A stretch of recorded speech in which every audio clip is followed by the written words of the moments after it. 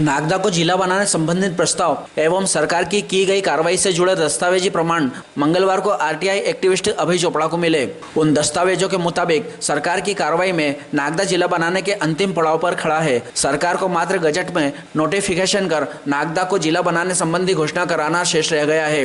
विधायक दिलीप सिंह गुर्जर ने प्रदेश में कांग्रेस की सरकार के रहते हुए जिले को लेकर जो भी कार्रवाई की गई थी, कांग्रेस की सरकार गिरने के बाद पुनः सत्ता में काबिज होने वाली भारतीय जनता पार्टी की सरकार ईमानदारी दिखाती तो 22 अक्टूबर 2020 को हुए निर्णय के अनुसार नागदा को जिला बनाने की अधिसूचना जारी की जा चुकी होती। इस संबंध में अभय चोपड़ा ने नागदा आज को विस्तार से जानकारी दी। नागदा में जिला बनाने को लेकर के एक कोहरा और धुंध छाई हुई थी। एक शंकास्पद वातावरण बना हुआ था कि जिला नागदा बनेगा या नहीं बनेगा, और राजनीतिक अटकलबाजियों के बीच लोगों को शंका के कारण से हमने प्रदेश सरकार को एक आरटीआई लगाई। आरटीआई में हमको 14 फरवरी को एक जवाब प्राप्त हुआ। आरटीआई का जो जवाब सामने है, इसमें सबसे पहले तो हमको जो जिला बनाए 3, नागदा, चाचौड़ा और एक अन्य जिला, तीनों जिले के बनाने की जानकारी 18 मार्च 2020 को दी गई। इसके बाद में जो सरकार परिवर्तित हुई, मध्य प्रदेश में कमलनाथ ने बनाया की कैबिनेट ने बनाया, उसके बाद सरकार परिवर्तित हो गई थी। सरकार परिवर्तित होने के बाद इकबाल सिंह बैस उसके मुख्य सचिव बने थे और मुख्य सचिव ने मंत्रिमंडलीय उप समिति को ये बोला था कि इसका परीक्षण करो। मंत्रिमंडलीय उप समिति ने परीक्षण करके और 7 नंबर के विषय पे राजस्व विभाग में 3 वर्तमान जिलों के गठन के प्रस्ताव पर विभाग को पुनः परीक्षण कर आवश्यकता होने पर वर्तमान मंत्री परिषद के समक्ष पुनः लाए जाने की अनुशंसा की थी। इस मंत्री परिषद में जो शामिल लोग थे उसमें नरोत्तम मिश्रा थे, हमारे गृह एवं संसदीय मंत्री। इसमें दूसरे मंत्री थे बिसाऊ लाल साहू, खाद्य एवं नागरिक आपूर्ति मंत्री। तीसरे मंत्री थे ब्रजेंद्र प्रताप सिंह, मंत्री खनिज एवं संसाधन विभाग के मंत्री। चौथे मंत्री थे श्री जगदीश जी देवड़ा, वाणिज्य कर एवं वित्त मंत्री। 5वें श्री गोविंद सिंह के राजपूत थे, लेकिन उनका इस समिति की रिपोर्ट पर हस्ताक्षर नहीं है। जब यह रिपोर्ट इन्होंने 20/8/20 को दस्तखत करके और सचिव अधिकारियों के पास इस पर क्रियान्वयन के लिए पहुंचाई, तो हमारे उप सचिव ने इस पे AS 7 पे 18/3/2020 को मंत्री परिषद के निर्णय के संबंध में मंत्री परिषद उप समिति द्वारा परीक्षण कर अनुशंसा की गई थी, जो मुख्य सचिव महोदय के माध्यम से प्राप्त है। उप समिति द्वारा 3 वर्तमान जिलों के गठन के प्रस्ताव पर विभाग को पुनः परीक्षण कर आवश्यकता होने पर वर्तमान मंत्री परिषद के समक्ष पुनः लाए जाने की अनुशंसा की थी। वह चर्चा अनुसार यह प्रस्ताव पुनः कैबिनेट के निर्णय हेतु प्रस्तुत करने की आवश्यकता नहीं है, प्रकरण नस्तीबद्ध कर दिया। मतलब 5 मंत्रियों की अनुशंसा को सेक्रेटरी ने निरस्त कर दिया। इसका यह था कि इलीगल थी। अब जिले का जो 2008 से हमारा जिले का बनाने का जो प्रक्रिया शुरू हुई, 2012 में एक बार इस गवर्नमेंट ने, भाजपा की गवर्नमेंट ने निरस्त कर दिया था। भाजपा का हमारे यहाँ पे विधायक बना था, 13 से 18 तक जिला बनाने की मांग पे विधायक बने थे, लेकिन 13 से 18 तक जिला बनाने की मांग पे कोई कार्रवाई नहीं की। लेकिन इसके बीच में मैंने निरस्त करने का कारण पूछा कि उप सचिव स्तर का अधिकारी क्या निरस्त कर सकता है, तो मेरे को राज्य शासन द्वारा सूचना के अधिकार में जानकारी दी गई थी कि जो निरस्त किया गया वो गलत है और पुनः जिला प्रक्रिया में ले लिया गया है। पुनः जिला प्रक्रिया में ले लिया गया। इसके बाद कांग्रेस की गवर्नमेंट पड़ी और कांग्रेस ने जो 2001 की जनसंख्या का भेज दिया था षड्यंत्र कर करके उसके राज में, तो वो वापस संशोधन करके 2011 की जनसंख्या मंगाई, उसको मंत्रिमंडल में रखा, मंत्रिमंडल में रख के और जिला बनने की स्वीकृति कर दी। जिला बनने की स्वीकृति होने के बाद में कांग्रेस की सरकार गिर गई, तो भाजपा के लोगों ने इस विषय को लेकर के और नागदा में विभिन्न तरह के भ्रम फैलाने शुरू किए। लेकिन विधानसभा में भी स्पष्ट प्रश्न नहीं लगाया गया, तो जिसका स्पष्ट उत्तर नहीं आ सका। लेकिन सूचना का अधिकार एक इतना बड़ा अधिकार हो गया है कि जो लोग विधायक, सांसद जिस प्रश्न का उत्तर सरकार से नहीं ले सकते, उसको आम नागरिक को अधिकार हो गया कि स्पष्ट और साफ साफ निर्णय लिए जा सकते हैं। हमारे पास जो निर्णय प्राप्त हुआ, उस निर्णय के अनुसार मध्य प्रदेश सरकार के ने पुनः एक बार नागदा के जिला बनाओ प्रस्ताव को पुनः कैबिनेट की मीटिंग में ले जाके उसका मूल्यांकन करा के और खटाई में डालने का प्रयास किया था। लेकिन चूंकि नियम ही नहीं है, अगर कैबिनेट एक बार प्रस्ताव पारित कर देती तो उप समिति को अधिकार ही नहीं है। इसके लिए उप सचिव ने बड़े बड़े मंत्रियों की अनुशंसा को निरस्त करके और नागदा सहित 3 जिले, जो कि नागदा हमारा ही नहीं, पूरे सरकार की पॉलिसी मेटर है और प्रदेश स्तर का मुद्दा और 3 जिलों का सवाल है।